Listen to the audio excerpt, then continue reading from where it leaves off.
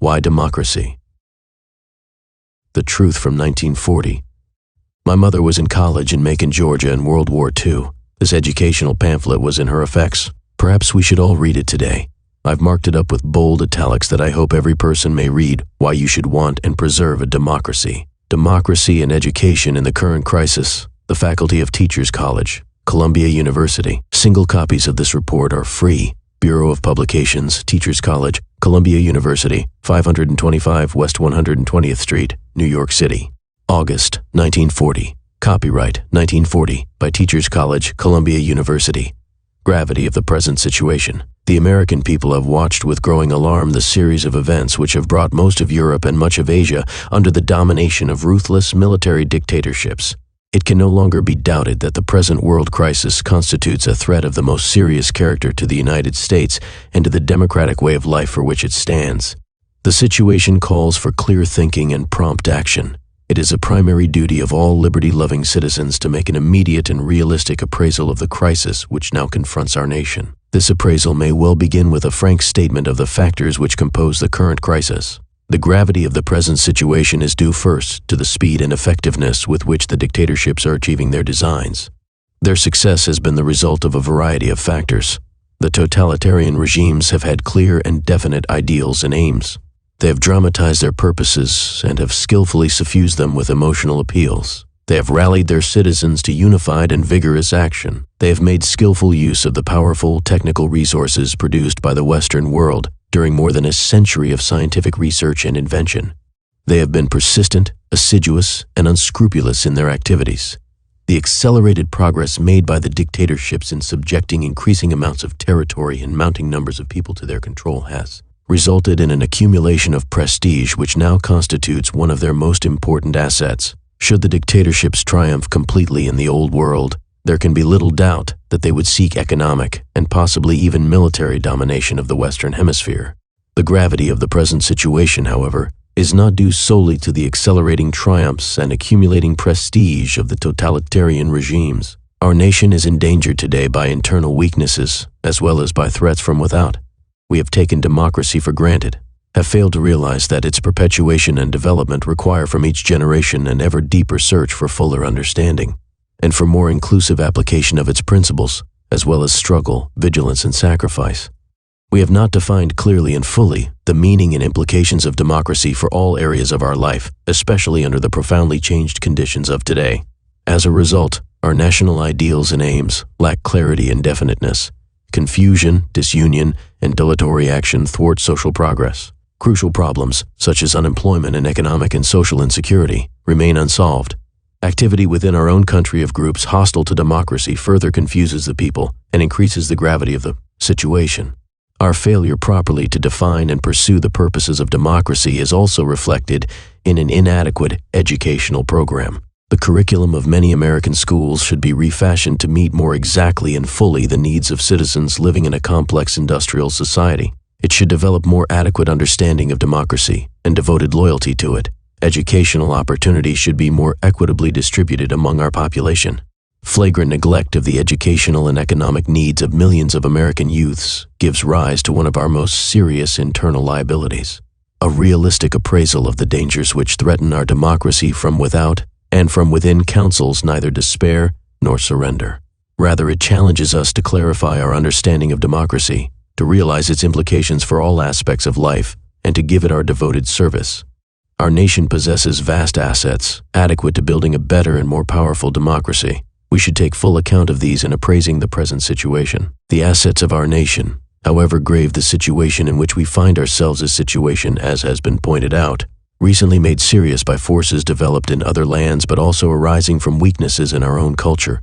This nation has many assets of the highest value. These assets make possible an optimistic look toward the future. Possessing them, we can hopefully and even confidently plan a program that promises even greater happiness for our people and ultimately, we hope, for other parts of the world.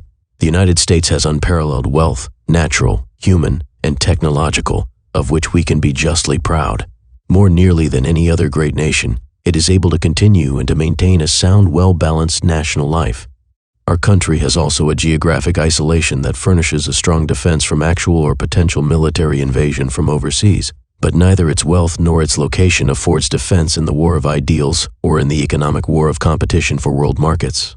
We must prepare for continuing and strengthened attacks on both these fronts. Such preparation demands a stronger national unity based upon a clear understanding of the ideals which make democracy great.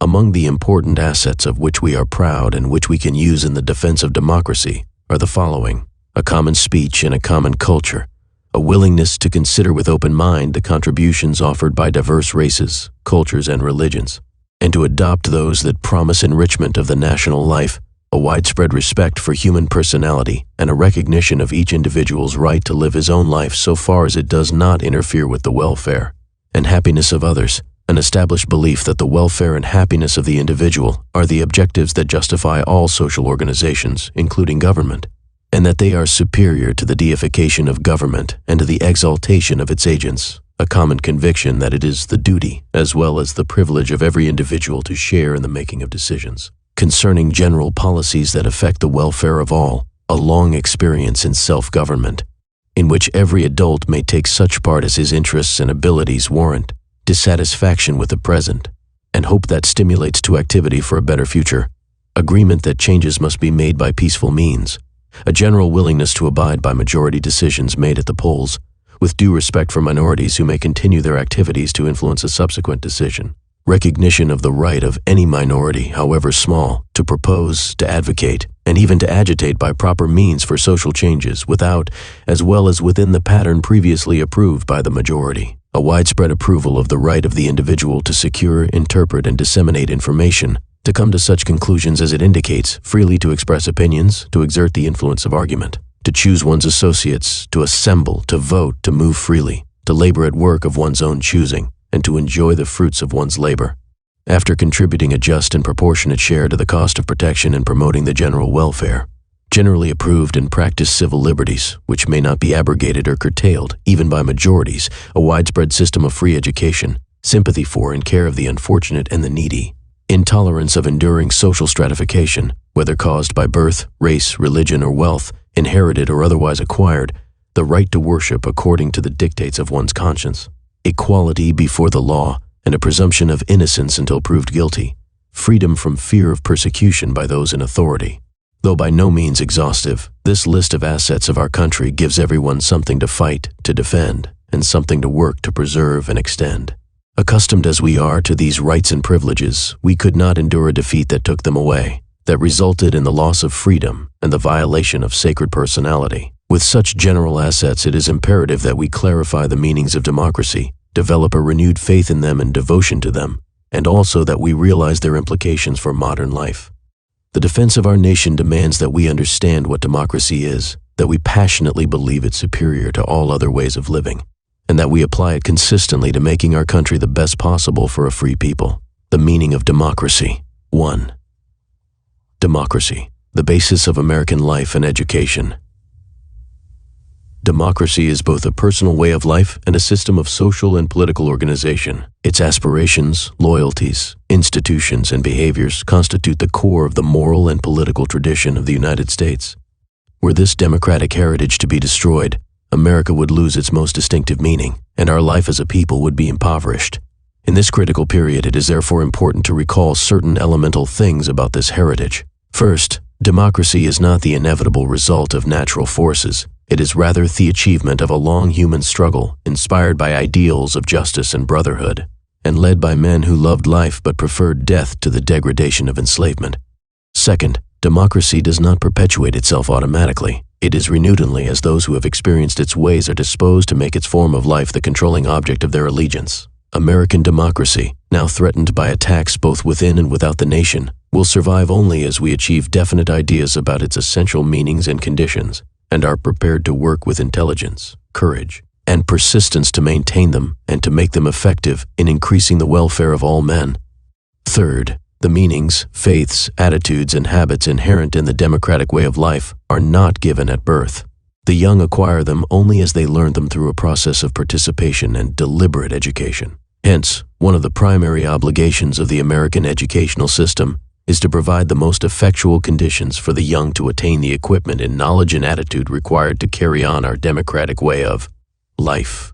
American education should make no pretense of neutrality about this great social objective. Our schools should be deliberately designed to provide an education in and for democracy. 2.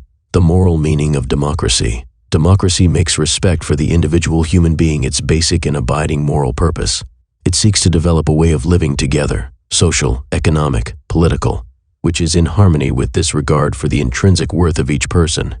This has led it to affirm the ideal of equality of opportunity and to oppose all discriminations based on factors of race, wealth, family, religion, or sex. The maximum growth of each individual is the democratic aim. Democracy holds as a corollary that the individual is not to be regarded as the pawn of the state or of any other institution. It tests the validity of the state and of all other social arrangements by their effort and success in promoting the welfare of human beings.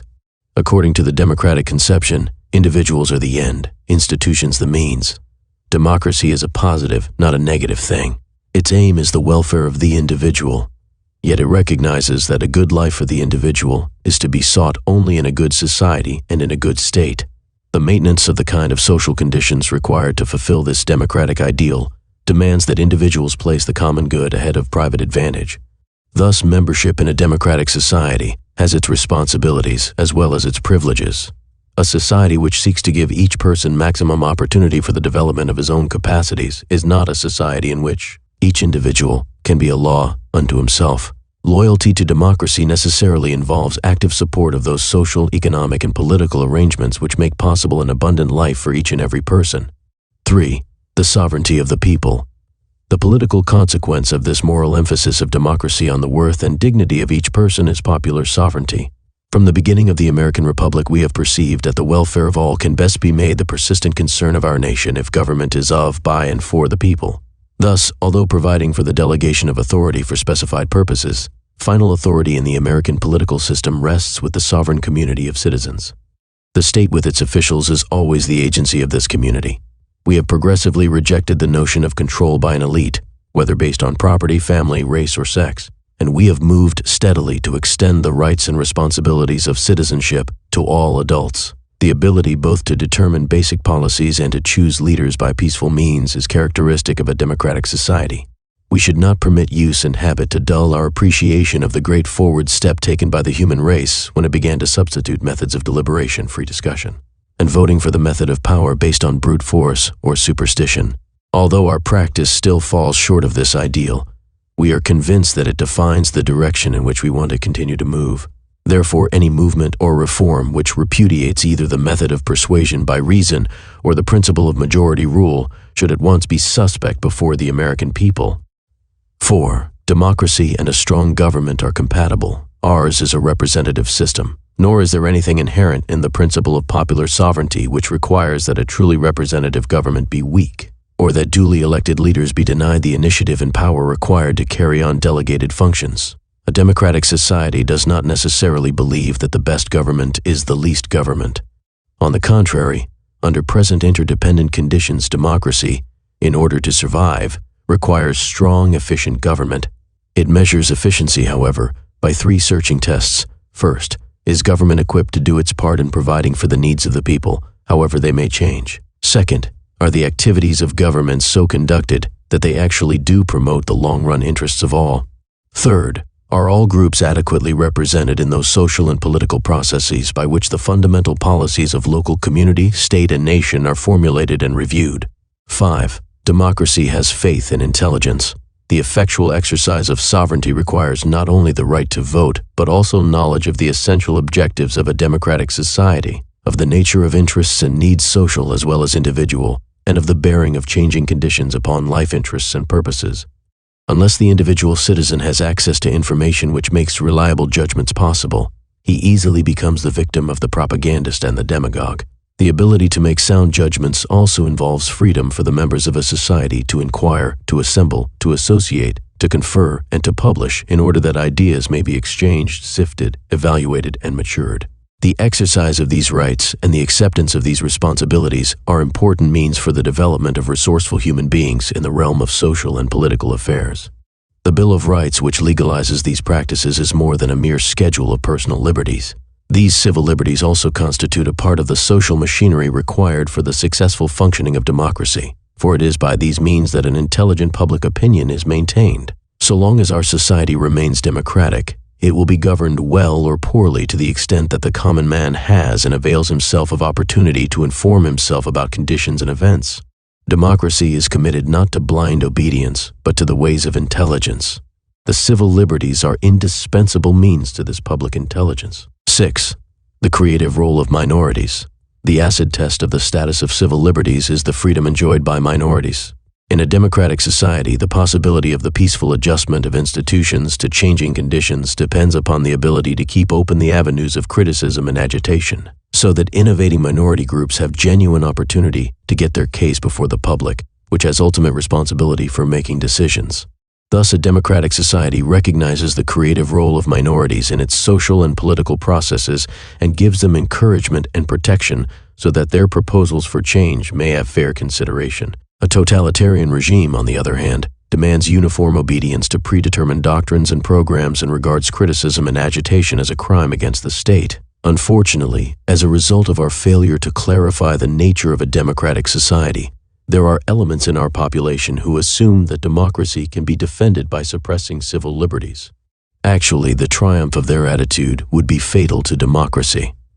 7. The abuse of civil liberties and attack on democracy. Present events are again emphasizing, however, that democracies can be defeated from within, as well as by attack from without. The civil liberties in our country in recent years have been exploited by groups whose first loyal ties are given to foreign governments and foreign political movements. These groups, feeling no obligation to do their part to maintain the primary institutions of a democratic society, and operating as undercover disciplined bodies, often exert an influence out of all proportion to their numbers, by boring from within, by exploiting race and national prejudice, by taking advantage of the idealism and the inexperience of youth, by exploiting the distress of underprivileged groups, and by resorting to methods of slander, ridicule, and intimidation. These elements often confuse many sincere people, breed suspicion and discord, and divide the democratic forces which should stand together. Civil liberties are both abused and endangered by these practices. The genuine friends of democracy should be alert to make the public aware of the real nature of these practices and the ulterior purposes which inspire them. Tolerance does not mean indifference to practices which contradict the spirit and the purposes of our way of life. Another serious threat to democracy is presented by those groups which desire to manipulate the present movement for national preparedness for selfish purposes of one sort or another.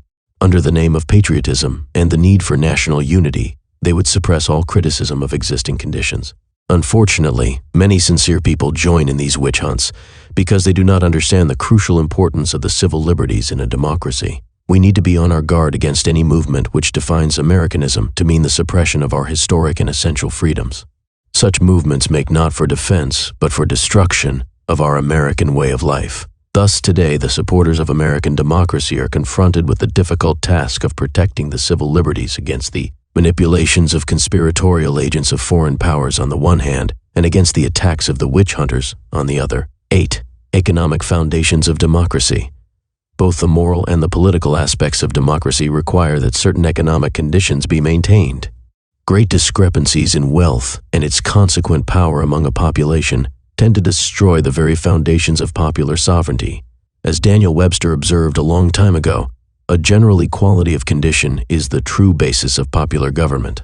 Coerced by want, insecurity, and a sense of helplessness before complex events that often seem too difficult to be mastered, individuals lose their faith in democracy, fail to take advantage of its established means for meeting their needs, and are tempted to exchange their political and civil freedom for a deluding promise of economic and social security. Present conditions which leave unemployed and insecure millions of deserving individuals who would work if they could do so constitute a very serious threat to the social health of our nation. We are convinced that these conditions are not permanently compatible with our democratic way of life. We are also confident that our country has the resources and the will to remedy these conditions. We are not, however, in full agreement about the specific means by which this can be most satisfactorily accomplished.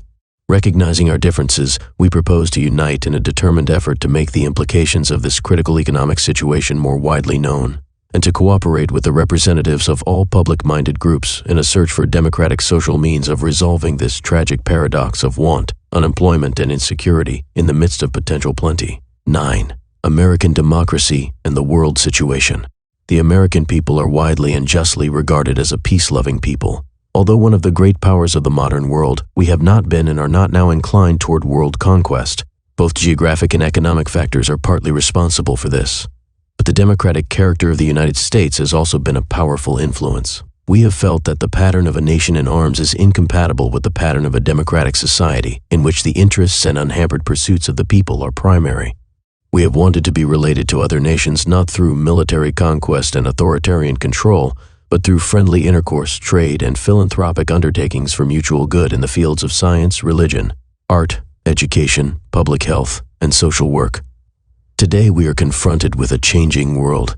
We believe that present interdependence makes it imperative that we use our national strength in a persistent and determined effort to develop a world order which will forever ban the ways of war and provide security for all peoples to pursue freely their own manner of life. Although our first responsibility is to develop a truly democratic society in our own land, we have, as a group of educators, an ultimate loyalty to the whole human race and not exclusively to our own citizens.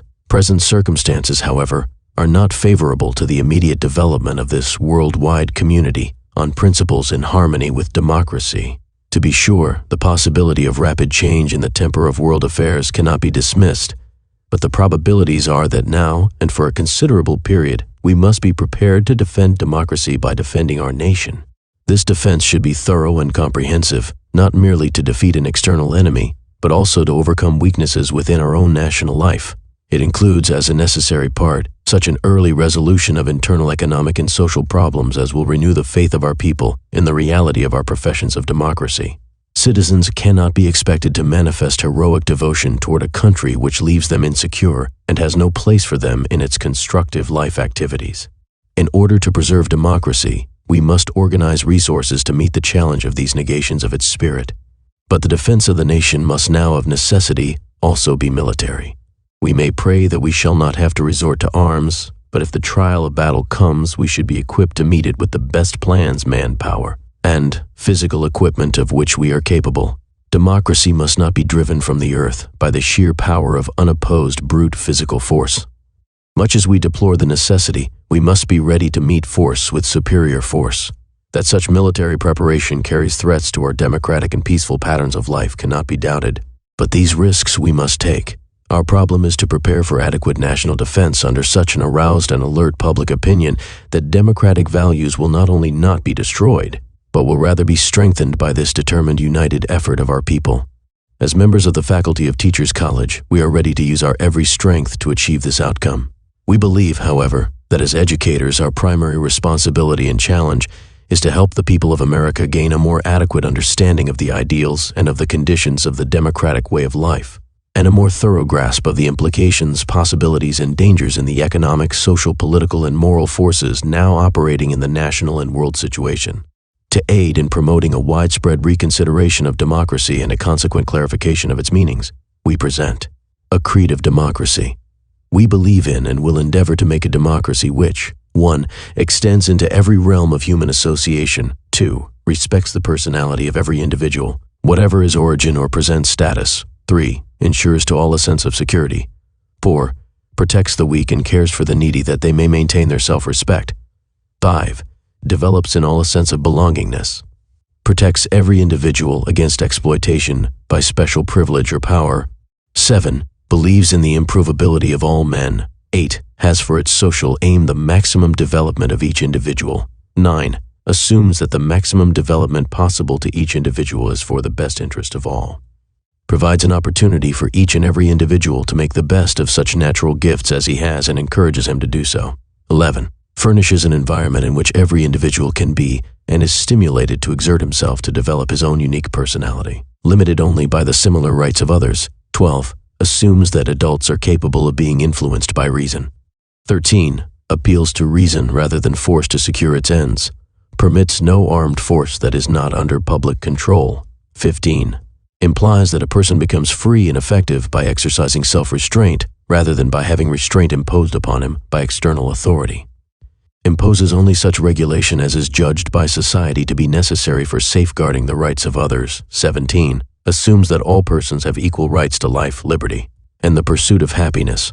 Guarantees that rights and opportunities accorded to one shall be accorded to all. 19. ensures standards of living in which every individual can retain his own self-respect and unabashed make his peculiar contribution to the society in which he lives. Does not tolerate an enduring social stratification based on birth, race, religion, or wealth. Inherited or otherwise acquired. 21. Recognizes a desire on the part of people to govern themselves and a willingness to assume responsibility for doing so. 22. Holds that government derives its powers solely from the consent of the governed. 23. Tests the validity of government by its effort and success in promoting the welfare of human beings. 20. Lays on individuals an obligation to share actively and with informed intelligence in formulating general public policies. 5. Required that the responsibilities and activities of citizenship be generally held to be among the highest duties of man. 26. Holds that men deserve no better government than they exert themselves to obtain. 27. Believes that the decisions concerning public policies made by the pooled judgment of the maximum number of interested and informed individuals are in the long run the wisest. 28. Weights all votes equally. 29. Has faith that an individual grows best and most by actively and intelligently exercising his right to share in making decisions on public policy. 30. Permits, encourages, and facilitates access to information necessary to the making of wise decisions on public policies. 31. Provides free education from the beginnings of formal schooling, as long as it may be profitable to society for each industrious individual to continue. 32. Attempts a general diffusion among the people of the ideals, knowledge, standards of conduct, and spirit of fair play, which promote a sense of equality. 33. Permits the unhampered expression of everyone's opinions on public policy. 34. Guarantees the right of free expression of opinions on all matters, subject to reasonable libel laws. 35. Implies that all who are bound by decisions of broad public policy should have an opportunity to share in making them. 36. Demands that minorities live in accord with the decisions of the majority, but accords the right to agitate peacefully for the change of such decisions. 37. Exercises tolerance to others without sacrificing the strength of conviction, favoring different notions and practices. 88. Accepts representative government as an economy necessitated by the size of the population. 39. Delegates responsibility to individuals chosen by the people for their peculiar competence in defined areas of action, but retains the right to withdraw this authority. Develops a steadily increasing sense of obligation to a constantly enlarging social group. Induces a willingness to sacrifice personal comforts for the recognized general welfare. 2. Stimulates a hope of constant betterment and provides means which the ambitious and earnest may use. 3. Encourages constant reappraisal of things as they are and stimulates a hope that leads to action for their betterment in the future. 4. Uses peaceful means for promoting and bringing about change. 45. Holds that the fundamental civil liberties may not be impaired, even by majorities. 46. Permits unrestrained association and assembly for the promotion of public welfare by peaceful means. Recognizes and protects the right of individuals to associate themselves for the promotion of their own interests in any ways that are not incompatible with the general welfare. 8. Grants the right to labor at work of one's own choosing, provided it does not interfere with the interests of society. 49. Guarantees the right to enjoy the fruits of one's honest labor and to use them without molestation after paying a part proportionate to wealth or income to the cost of necessary government and general welfare. 50. Encourages individual initiative and private enterprise insofar as they are compatible with the public weal. 51. Maintains human rights to be more important than property rights. 2%. So regulates the natural resources of the country as to preserve them for the widest use for the welfare of all the people. 53. Ensures freedom of movement. 54. Guarantees a legal assumption of innocence until proof of guilt, definite charges before arrest and detention, and open and speedy trial before a jury of peers, with protection of rights by the court and by competent counsel. 55. Guarantees freedom from persecution by those in authority. 56. Provides that no individual be deprived of life, liberty, or property without due process of law. 57. Permits worship according to the dictates of one's conscience.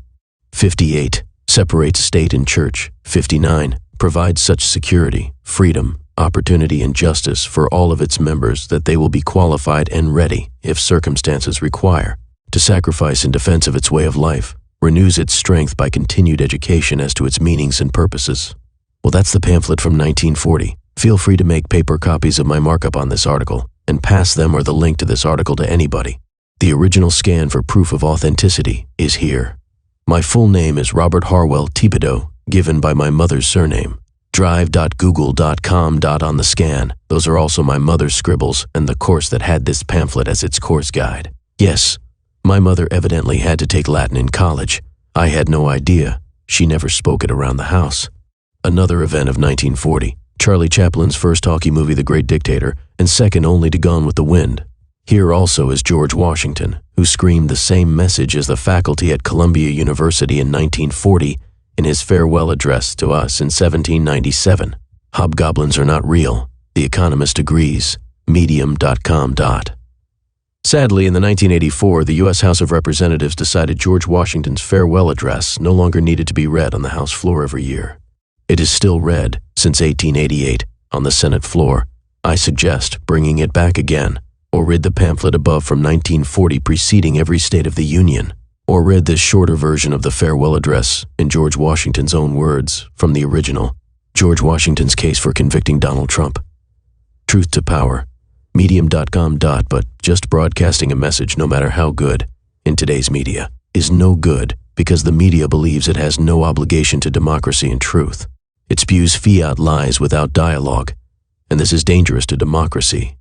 Fiat lies are genocide on the human race. The internet court of lies. Medium.com.